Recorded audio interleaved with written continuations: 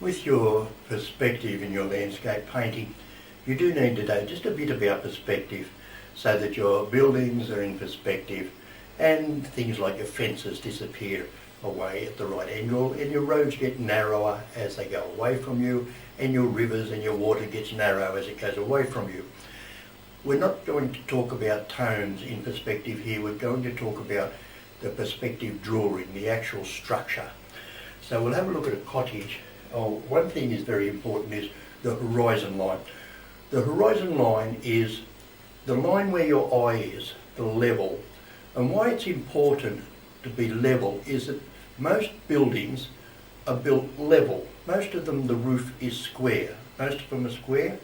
And also water is perfectly level. It finds its own level automatically. So what we call the horizon line is you're looking straight out level. So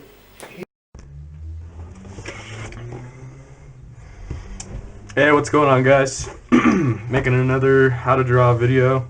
So I already showed you guys how to draw the beach sky, so now I need to show you how to draw the actual ocean and the sand. So water lines are typically extremely flat, so I use a yardstick or a ruler to draw the ocean.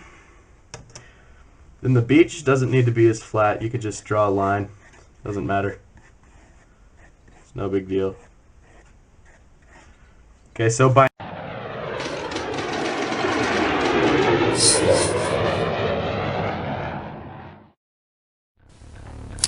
we're going to complete a measured perspective of this simple house shape. Now, first thing we want to do is draw in the ground line. That's going to be the basis for the elevation views. So the ground line goes on first, and after we've done the ground line, we're going to put on the picture plane line.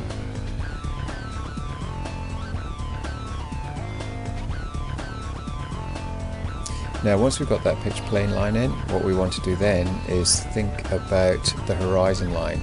Now, we've got a horizon line above the house shape, which means we're looking down on it. So from the eye level line, we're just going to draw a line straight across with the horizon line that our vanishing points will be placed on. So that's the horizon line.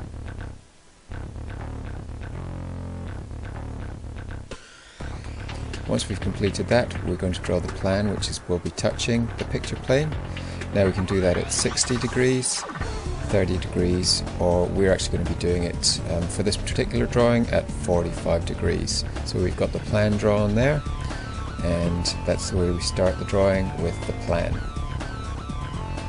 Now, next thing we need to do is we need to get some heights on. For that, we're going to draw an elevation. Now I'll just put the block on end on here, and that will give us the heights that we need. And there we've got the elevation. The next step is to think about where the station point is. Now, the station point is where the observer is positioned when they're looking at the view of the block. So I'm going to position the station point here, and for accuracy we need to mark it. We'll mark it with an exact point with a cross. Now, the station point we draw parallel to the block, and this is at 45 degrees. And then what we can do is project down where that touches the picture plane onto the horizon line, which will give us the first vanishing point on the right hand side there. And we'll just mark that in more accurately as well for when we do the perspective drawing. And also the vanishing point on the left, and again just mark that on more accurately as well. Now, what we are going to do is we're going to draw from the station point to the main points in the block or the house shape, and mark where those points go through the picture plane, because what we're actually doing is we're drawing the view that the observer sees on the picture plane, which will be demonstrated shortly. Now, what we're going to do now is we're going to project down from the first part of the block, the leading edge, which is touching the picture plane, and we can get the heights off that. So I'm just projecting across the height of the building or the block, and the height where the wall starts touching the roof. Then from there I'm going to draw from the vanishing point. Those are the heights of that wall leading off to the left, and the heights leading off to the right as well. Okay, next thing to do, I'm going to project down from the picture plane where the back wall is located. Then what I'm going to do after that is project the height over to the right, and then I can get where the point on the roof is, again projecting down from the picture plane, not from the actual plan. So what I can do now is I can darken in that end of the house that gives us that detail. So again, we've got the heights that are being projected back, and then I can just finish off that detail with the slope of the roof. Now projecting back, we've got the point now, so we can project that back, and then we can take the point at the very back of the roof there as well, projecting down again from where the detail is on the picture plane, and finally finishing off the detail just in darker pen so that it's easier to see on screen. And that's pretty much it for completing a view like this. This of course is called a perspective elevation. Right, just to recap what we've been doing, let's go back and look at the observer looking from the station point. And what the observer is doing is looking at this block here, and I just want to go over the fact that the picture plane, the imaginary plane, sits vertically in front of the plan like that, and the observer looking at the picture plane, what he sees is what we've just drawn, which is that perspective elevation of the block.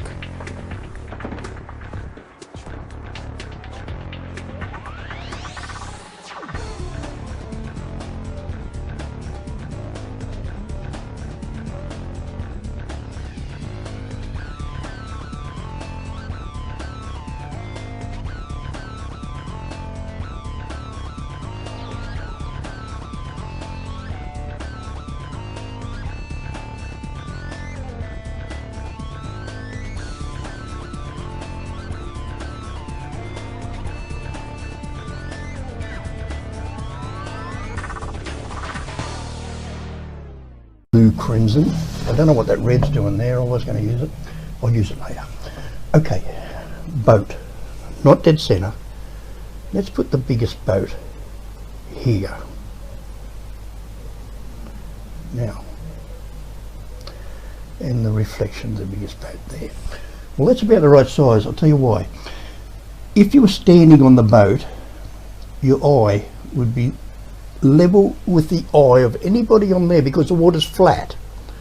So if you put your boat down here, it means that you're looking down on the boat because you can see the water behind it. But I want to look straight at there as if I'm standing on the shore on this side, looking across there at those buildings, and there is the boat. So anybody standing on a boat in that water will have their eye level exactly level with my eye level. All the water's level, all the eye levels are level because all the boats are level, and it's a level with the bank on the other side. So if you put your boat down here, it's got to be a huge boat to put a person on so high that their eye is there. So let's have that boat about that size, and if it was a little boat, say that size, it'll have to be back there. And if it was a littler boat, a little tiny weeny boat, it'll have to be up there so the person's eye is level there. Anyway, let's put that boat there, another one here.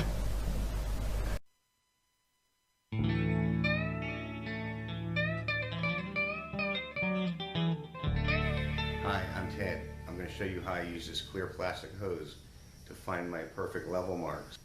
Now, as you can see, when I put these two together, they're always going to find their level spot.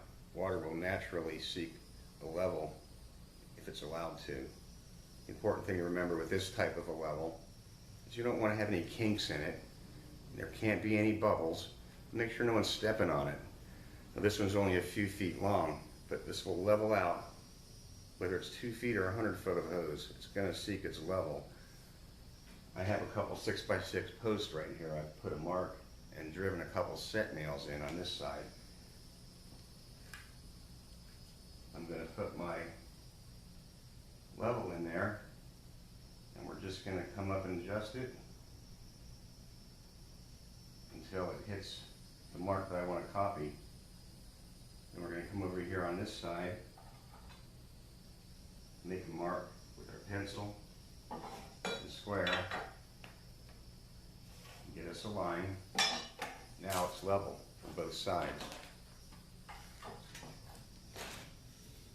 Check it real quick. Bring it down until it's on the mark.